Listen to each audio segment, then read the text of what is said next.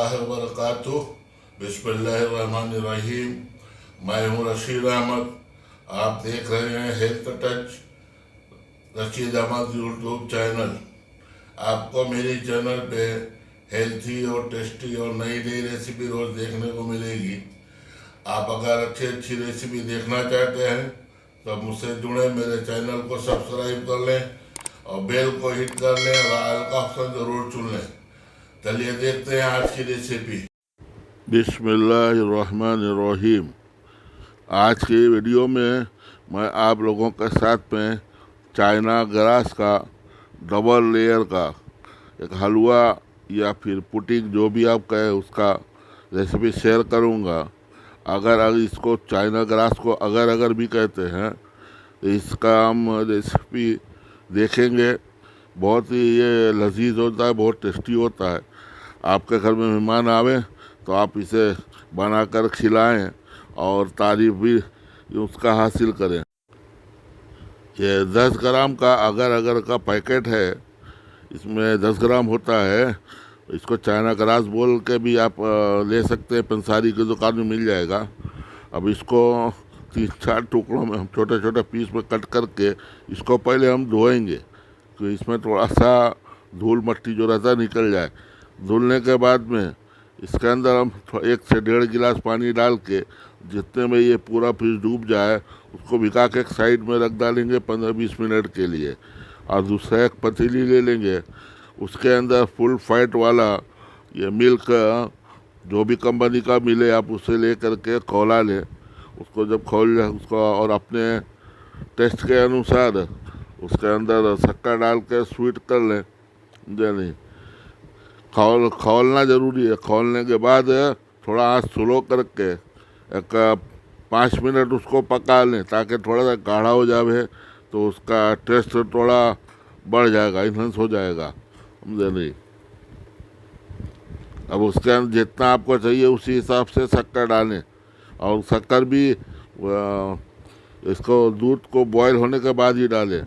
उसके बाद उसको निकाल कर साइड में रख दें थोड़ा, और फिर गैस के बाद दूसरी पतीली लेके वो हमारा अगर जो हमने भिगाया था उसे चढ़ा देंगे और इसको पिघलने तक का हम पकाएंगे।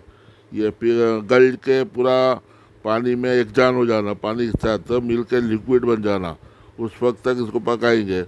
5 मिनट भी लग सकता है। आपका गैस स्लो होगा तो ज़्यादा टाइम भी लगेगा। उसको पूरा अच्छे तरीके से पका करके उसको घुल जाए तो 2 मिनट और पका लें। फिर उसके टेस्ट के अनुसार शक्कर डाल लें। अभी मैं इसके अंदर 50 ग्राम के करीब शक्कर डाला हूँ। नहीं, आप उसके हिसाब से आप अपने हिसाब से डाल लें शक्कर, और शक्कर घुलने तक पका लें। मुझे नहीं, उसके बाद में आप ये जो दूध गर्म किए थे उसको फिर से थोड़ा गर्म कर लें। ठंडे दूध में मिलाएंगे तो दूध फट जाएगा। ये दूध को थोड़ा सा गर्म कर लें। जब अंदर से गर्म हो जावे तो उसको थोड़ा थोड़ा अगर डालते रहें और उसको चम्मच से हिला हिला के मिलाते रहें आहिस्ता आहिस्ता, नहीं तो वो पूरा नीचे जम जाएगा नीचे।